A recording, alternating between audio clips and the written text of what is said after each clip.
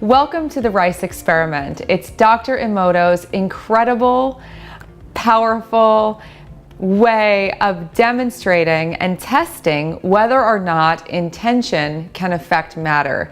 Now, I've seen lots of videos of people and criticisms of people and articles of people skeptical that the Rice Experiment actually worked. So first, let me tell you what it is, how I did it, and then we can talk about the skeptics and everything else. So here we go.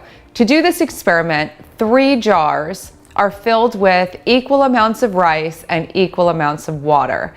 So 3 jars, I put them on my mantle, I put equal amounts of rice in each of them, roughly, not to the grain, I didn't count every grain, but pretty much equal amounts of rice, equal amounts of water from the same source. They were all covered equally tightly to the best of my ability, and they sat next to each other, so there was no difference in the exposure to the elements. 1 jar was labeled with a piece of tape that I wrote love on. 1 jar was labeled with a piece of tape that I wrote hate on, and the other jar was not labeled at all. These 3 jars sat beside each other for roughly 10 or 11 days before I first looked at them closely. And what I did was, the love jar, I would, when I was praying every day, send love to. I would, when I saw it, I would send it love. I would think about it and think about love heading toward it. Everything to do with love. The next one, every day, I would yell at, I would think horrible thoughts about. If I had anything negative pop up in the day, I would try to shift it and direct it toward the jar in my mind.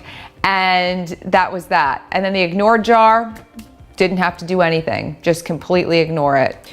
So after 10 to 12 days, I'm not sure exactly how many, just to be clear, it didn't take that long, something amazing happened. I saw the effects of this experiment, and for anyone who's a naysayer, I highly recommend just trying it yourself. But if you do try it, remember this is an intention experiment.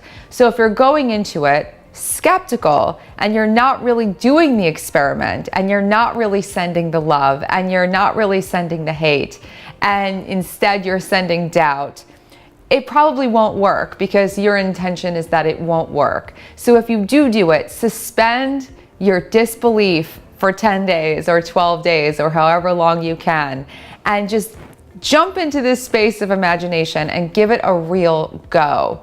You might be surprised at what happens. After I did mine, I found that many other friends had done it and they had had the same or similar results. So here are the 3 jars. This is the love jar. The love jar, and you'll see this close up, the love jar has absolutely no mold in it. It has no mold in it, and if I tip it and look at the water looks pretty darn good. It doesn't look like it has any sort, it's just sort of milky rice water. Nothing wrong with it at all. So this is the love jar. It's pretty powerful. Here's the hate jar. The hate jar is surrounded in white mold, and a little bit of it is starting to become kind of brownish mold, and it's a bit dark on the inside, and if I tip it and see the water, it's a little murky, but I'm more concerned about all the mold that's growing all along the outside and how it's getting discolored. So that's the hate jar. Check out the ignored jar. I don't even have to bring it close to you. Here's the ignored jar. It has a mountain of mold in it. It's a mountain of giant black freakish mold.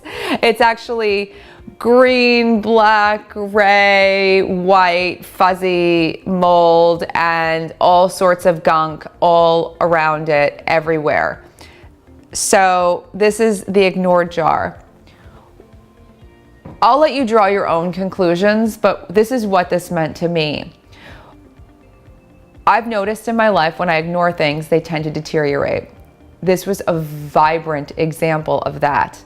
I also noticed in my life that when I hate things, they do persist, but they also sort of eat away at me and eat away at whatever it is that I am dealing with, and or the people or the relationships or the anything else.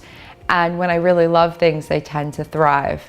And so my conclusion was, I'm not going to ignore things that are important, especially myself. That was my biggest conclusion. My second big conclusion was that hating things is really not worth it. It's time to deal with things rather than hold on to hate, because it really does start to rot things a lot. And love, my final conclusion, is really the energy that keeps things thriving and vital and alive. So that was my takeaway from the rice experiment. I highly recommend you try it yourself. And if you do and you have results, please feel free to leave them below. If you have any questions, you can always reach out and contact me. I'm really, really excited to hear, or post them anywhere, email them to me. I'm excited to hear what happens when you do this.